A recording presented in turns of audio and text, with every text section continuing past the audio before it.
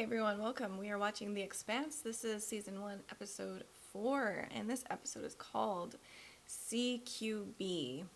I guess this is the episode where I heard that this kind of hooks everyone in. So the world that they've created is really interesting. It's the what if, if we lived in space, what would that look like? And all of that's interesting to me. The characters are also really good. Okay, all right, I'm ready to jump into this. I think Naomi's OPA too. We both know this better than a guess. She is the best liar amongst all of you by far. She is hiding something. You found Martian naval tech in the beacon that lured us to the Scopuli, and then you showed up. We had nothing to do with the Canterbury. Some people are calling it an act of war. You need to recant. Blame Nagata. True or not, it will change the narrative until cooler heads prevail and figure out what really happened. They're jamming us. It's more than one ship. I count 6 bandits. Missile launch alert. Sound general quarters. All hands battle stations. What's happening? There's battle mode lighting. Must be a drill. Sounds like torpedoes being fired. That doesn't sound like a drill. I don't think it's a drill. What it looks like is it's supposed to be everyone needs to come together. Earth, the Belters, and the Martians, and work together. That's what it should be. Whatever they've come to do, it's just become a suicide mission. They started this fight, and we're going to finish. Spend 3 years cleansing the belt of pirates who were poaching terraforming supplies intended for Mars. I'm sure they weren't all bad people. Damn. Yeah. But sometimes you have to kill to preserve. Captain Yao, you're needed on comms. Papa said you shouldn't be on the roof.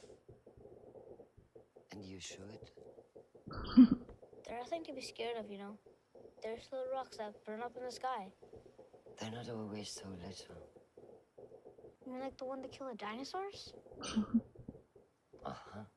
Okay, that rock was. But that hardly ever happens. Like winning the lottery. Wow, that's crazy.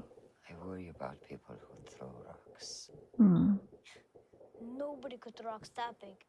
It just happens sometimes. Because, gravity. My great uncle emigrated from Earth. He missed it terribly. He used to tell me stories when I was a little boy about these endless blue sky, free air everywhere. Damn. Damn. Is that what we're gonna leave for the next generations to come? We're gonna leave Earth in such a bad shape where they have to freaking leave Earth? I could never understand your people. Why, when the universe has bestowed so much upon you, you seem to care so little for Yeah. Wrecking things is what Earthers do best. Martians too. But look your ship. We are nothing like you. Earthers care about his government handouts. Free food, free water, free drugs, so that you can forget the aimless lives you lead. Is there a problem? No, sir. It's just their torps guidance systems are really good, better than anything we ever simmed against. They're pushing our PDCs to the limit.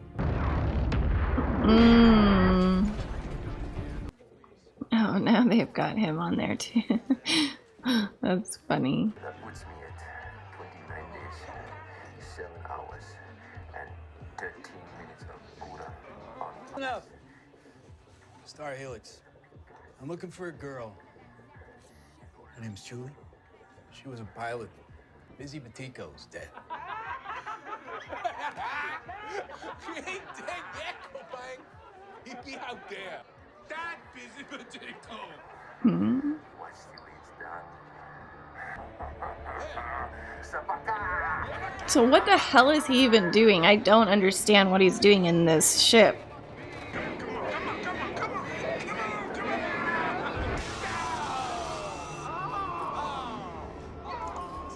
What? The Latter-day Saints took a considerable risk hiring you to build the novel. No one will ever forget. That's not what I meant. I It's meant interesting that there's still there have been religion in this time. should be The OPA is only interested in human rights and jobs for all Belters. and fomenting riots on Sirius. But I'd be remiss if I didn't remind you that without me, you're gonna have a very difficult time retaining the most skilled Belters for your project. You're about to send your best and brightest Mormons on a 100-year voyage to a new world around a new sun. Who knows what tragic malfunctions might Right. Wow. That's crazy. They're trying to do that. Jeez. They're diverting power to the railguns. That means we're in CQB. What the hell is CQB? Close quarter battle. Who would be insane enough to take on the Donager in CQB? Drives out. Well, now they're gonna need everyone's help. Oh, this ain't good at all. You know, for a badass Mickey Navy boy, you're a pretty whiny little bitch. I was just a transport pilot, you yahoo. You understand? I wasn't trained for this. Man, this is not supposed to be happening. Hey, no, Alex. no. Hey. Look, everything's gonna be okay, okay? This is gonna come here. We're all gonna be just fine.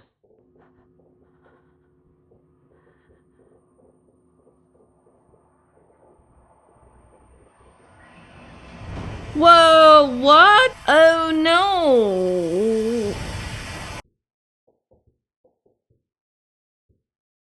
Oh my god, what the hell? We need to plug the holes.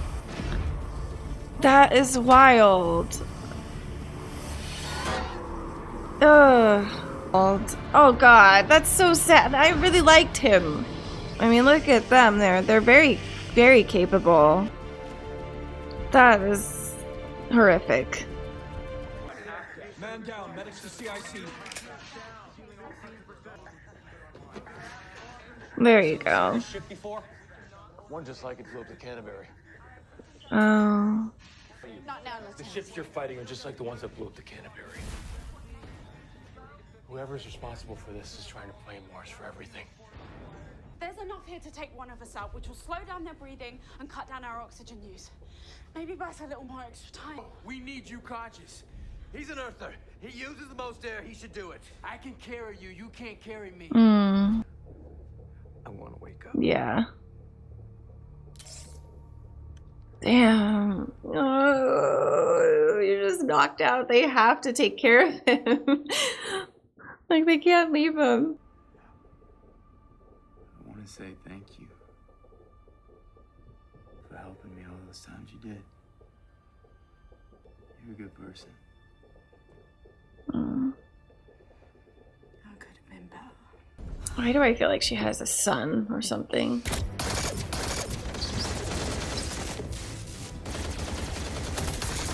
God damn it, Holden, get back! Nah. You gotta go. Yeah. Just forget it. If he's a spoofer, then he's probably got a bunch of other shady shit in him. Standard inner ear mic, spinal stabilizer, pancreatic pump, run of the mill. He's got a memory crypt in his calf. Look at the corner. Oh, what is it? Oh, God, they're gonna... Okay. Okay. Well, after we saw... Now, and I know his name is Shed now. His head come off. It's gonna be like... This series is gruesome, isn't it? There. Go. It's better if you don't know. I don't need you to protect me. I'm not protecting you. I hate it when you God, this is so hard when you've been in a relationship with someone, but you still kind of have to work with them. You still got... of course, they still have love for each other, you know?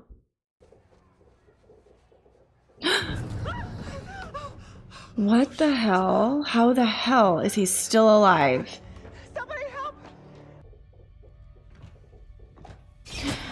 Gosh. Don't make me shoot you. You won't. Oh God. He's gonna see what happened to Shed. Oh. You will all testify that Mars had nothing to do with the Canterbury's destruction. Lost people we care about, and I don't even have a clue as to why. But I keep hearing about Phoebe Station, and if we're all gonna die because of it, can't you at least tell me what the hell happened? Everyone on board was dead. Their bodies were incinerated. We found them refrozen to the walls of the ice tunnels. We thought it was a fire or a chemical spill, but then we discovered that all the computer cores were destroyed. This has to count for something. Okay, so I assume that on the Scopuli, they were being incinerated, not necessarily eaten. I'm assuming there's like an alien involved, so I don't think there's an alien in this series. Ready? Go! Damn. Oh no!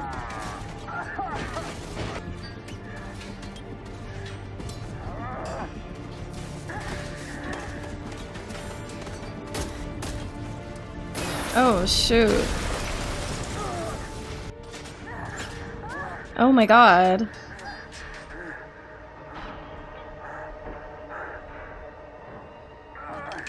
Oh, that was smart.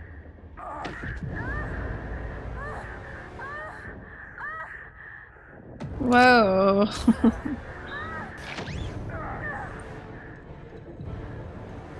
God, it's so weird when you have to, like, remembering what gravity is and when it's not there, how hard it makes things.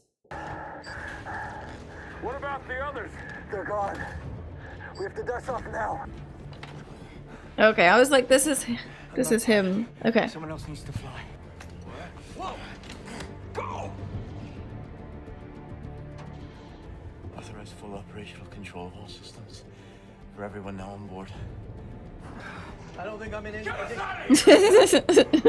This is amazing. They're a really amazing crew, though. Like, and then the new guy, the Martian, he's the real deal.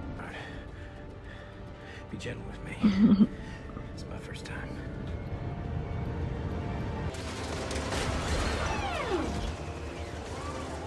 Max Burn, do not let anyone stay on our tail. You got it, House? I mean, yes, sir.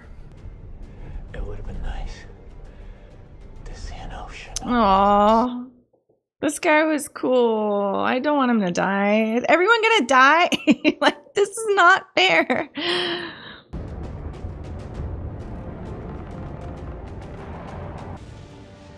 I didn't think we could lose. Interesting.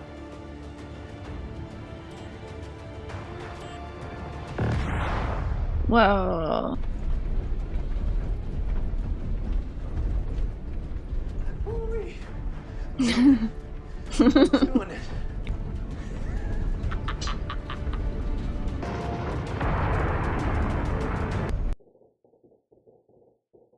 Whoa. Okay. I now see why that the commenter did say. I don't know who it was that said this, but the 4th episode was supposed to be like the best one, or at least the one that like gets you really in it, and it does. It kind of, you know, I feel like a lot of these stories are kind of the same stories being told all over, like the Lord of the Rings. You've got Harry Potter, you've got Star Wars, you've got the Avengers, you've got Marvel, you've got DC, you've got these. It's the good and the evil. Like, it's always good versus evil. You can look at religion as well on the same story, and you always want to hope that in the end the good will prevail. And it's all about people with the kind of the same abilities, like some abilities, something clearly, like all of these guys here in Jim and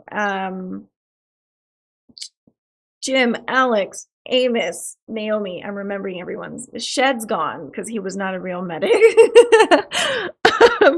But all of these people have abilities. They're survivors. They're good at what they do.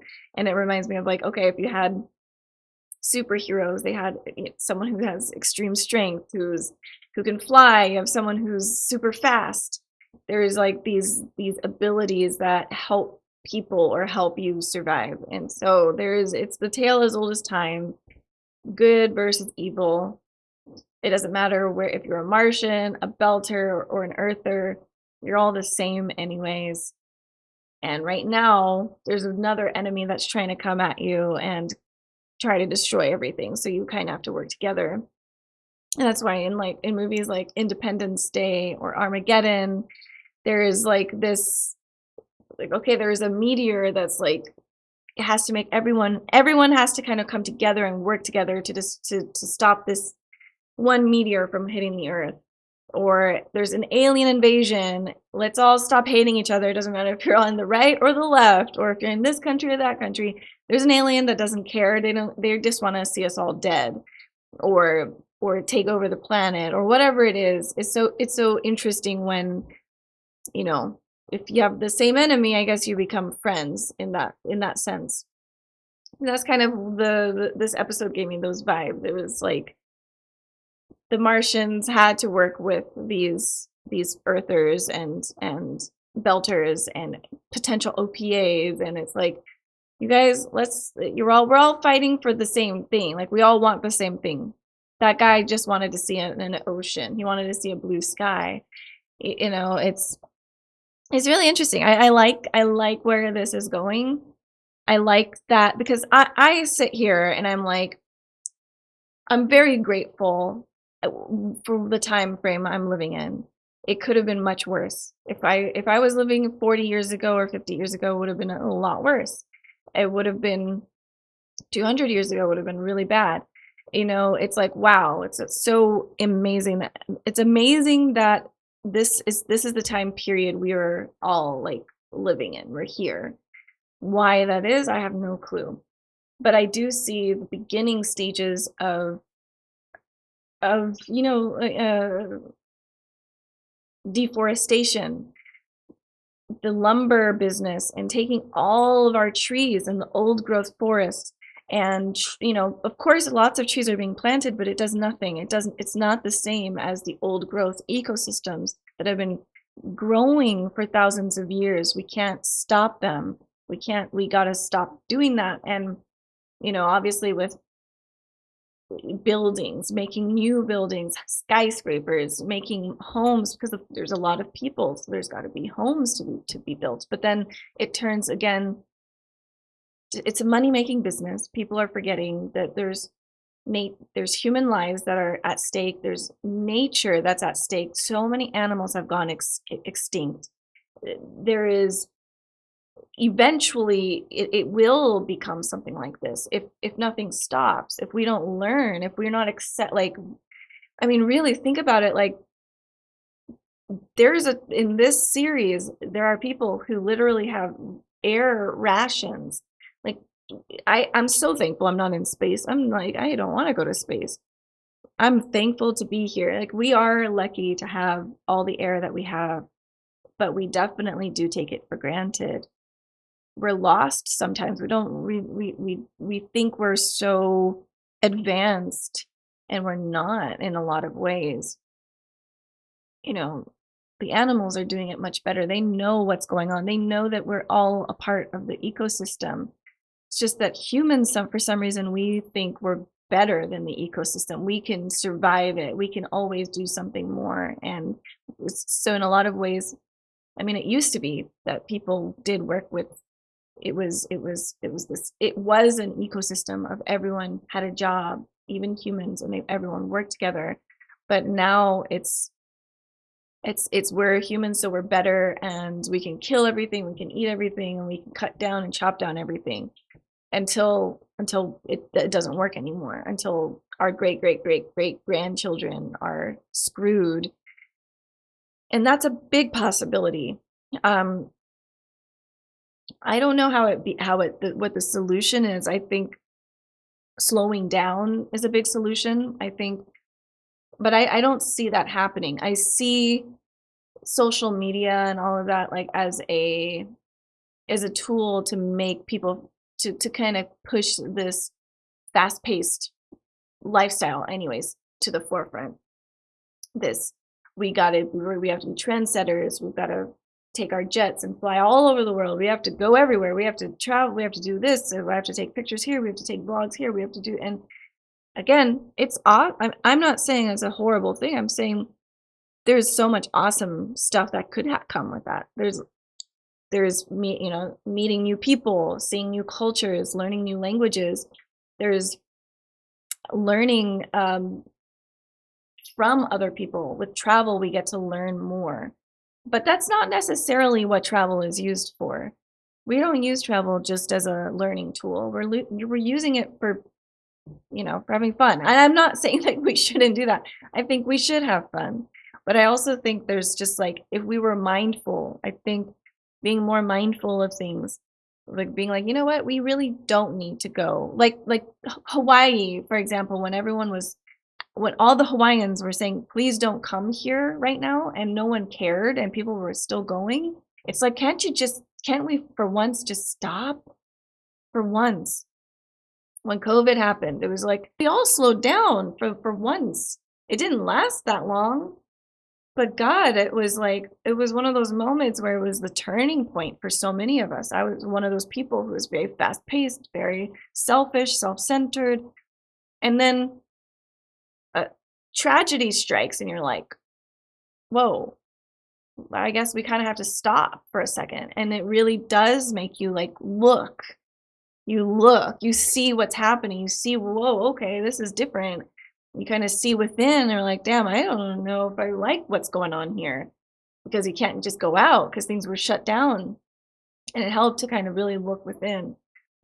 But yeah, I mean, I don't want to preach. I just want to say it's just like, I'm very grateful for stories like this. It kind of gives me the Giver vibes as well, where it's the same thing in The Giver. It's this like it's kind of a dystopian lifestyle. People forgot the old ways. They forgot the past. They forgot how our ancestors used to live.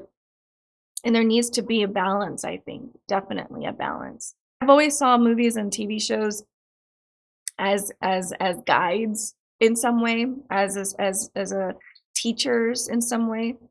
This, to me, I see as like a very clear, like I'm assuming the author of the books, you know, it was just like, look, things are changing, and let's just put this in space. Let's just put humans in space and see how it happens, which is really cool, because you see the same things in Star Wars. You see the same issues within Star Wars, and like humanity and selfishness and corruption and greed and politics. And even like Coruscant, it's like a place where there's no trees. Like there is not, like, it's actually, when you really think about it, where the Jedi live, there are no trees. It's a city. There must be so much pollution there. And then there are other planets in the solar system that have like beautiful, lush green, and it's just like the people that are living there are probably much more happier. Then we have planets that just are completely dried out, and it's just interesting to see like the minds of our time trying to make stories, or even like before our time, just making these stories of people coming together, people finding their finding common ground, working together, trying to stop the corruption. And so yes, I like this series. I like what's going on. Okay, that whole big thing. Yes, I love it. I love what's happening, and I want to know what else happens. And God, I mean, I wish I was as capable as these people. I gotta work hard, man. Like, I mean, jeez. I gotta be like David Goggins, man. I just like literally every day run and do stuff and read a bunch of stuff, read a bunch of books, learn hands-on things. Like, I don't know. We gotta know more than what we know, man. Like, I guess for me, I'm thinking that's just for me. It's just like, I want to be capable. I don't want to just be a sitting duck, you know. And God, we could see all the people who survived so far in the four episodes. It's like the people who are capable have survived. The ones who are not didn't make it. So it's like, But okay, I am excited. I'm excited to see where this goes. I like it. Yeah, it's good. But that's all for now. I will see you guys in the next episode. Thank you so much for watching with me, and I'll see you soon. Bye, everyone.